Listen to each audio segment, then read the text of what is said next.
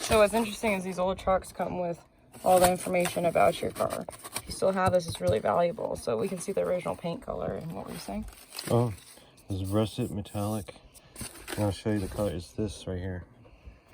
Currently it's blue, but Go ahead and look inside. the inner color, so we have the dash off right now because we're doing some work on that. That's the original color though. Pretty crazy. Currently it's like this two-tone blue.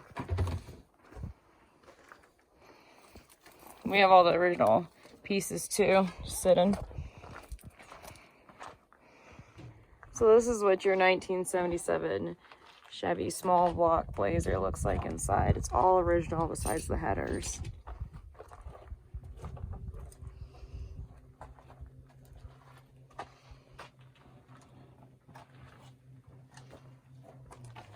And it's running pretty damn good.